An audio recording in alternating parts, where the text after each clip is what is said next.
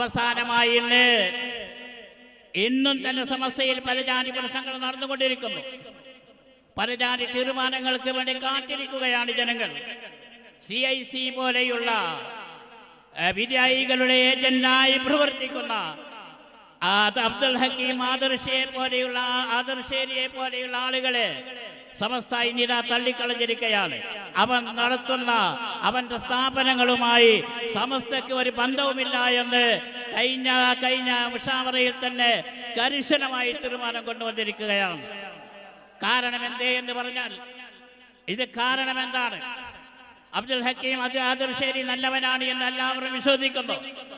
എന്ത് വെച്ചാൽ അവന്റെ എല്ലാ ഗ്രന്ഥങ്ങളും പരിശോധിച്ചുകൊണ്ട് അവന്റെ ആ ഓഫീസുകളിൽ അവന്റെ മറ്റേ കുത്തുബ്ഖാനകളിൽ അവന്റെ ലൈബ്രറികളിൽ അവൻ പഠിപ്പിക്കുന്ന കിതാബുകളിൽ ഇതൊക്കെ എല്ലാം തന്നെ പരിശോധിച്ചുകൊണ്ട് എല്ലാത്തിലും തന്നെ അവനിതാ വിജയി പ്രസ്ഥാനത്തിന്റെ ചില നിയമങ്ങള് ചില കാര്യങ്ങള് അവൻ അതിൽ കൂട്ടിച്ചേർക്കുകയും അതിനെ അവന്റെ മക്കൾക്ക് കുത്തിച്ചേൽപ്പിക്കുകയും ആ വശം അവന്റെ മക്കൾക്ക് പഠിപ്പിച്ചു കൊടുക്കുകയും ചെയ്യുന്ന ഒരു പ്രവണത അവനിലുണ്ട് എന്ന് എന്നെ മഹത്തായ ഞങ്ങളുടെ സമസ്ത കേരള ജമിയത്തുൽ ഉലമയുടെ പണ്ഡിതന്മാർ എല്ലാം പരിശോധിച്ചതിന് ശേഷമാണ് ഇങ്ങനെ തീരുമാനം നൽകുന്നത്.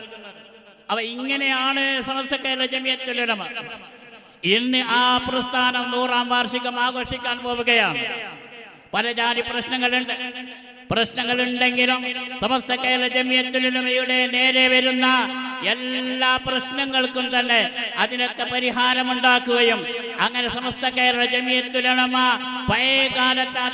മുൻകാലക്കാരായ ബഹുമാനപ്പെട്ട ബരക്കൽ മുല്ലക്കോയ തങ്ങൾ മുതൽക്കുള്ള അനവധി സാദാത്തുക്കൾ, അതേ പ്രകാരം തന്നെ ഔലിയാക്കള്, കണ്യത്തുസ്താദിനെ പോലെയുള്ള ബഹുമാനപ്പെട്ട ശംസുൽ ഉലമയെ പോലെയുള്ള മഹത്തായ പണ്ഡിതന്മാർ, ഔലിയാക്കൾ, ആരിഫീങ്ങള് ഇവരൊക്കെ നമ്മെ ഏൽപ്പിച്ചു തന്ന ആ മഹത്തായ സമസ്ത കേരള ജമിയത്തുൽ ഉലമയുടെ 100ാം വാർഷികം ആഘോഷിക്കുമ്പോൾ വളരെ ശക്തമായി കൊണ്ട് തന്നെ ഈ സംഘടന എല്ലാം തന്നെ തട്ടി നീക്കിക്കൊണ്ട് അത് മുന്നോട്ട് നീങ്ങുമെന്ന് പ്രത്യേകമായി ഞാൻ അറിയിക്കുകയാണ്. എന്റെ പ്രിയപ്പെട്ട സഹോദരന്മാരെ.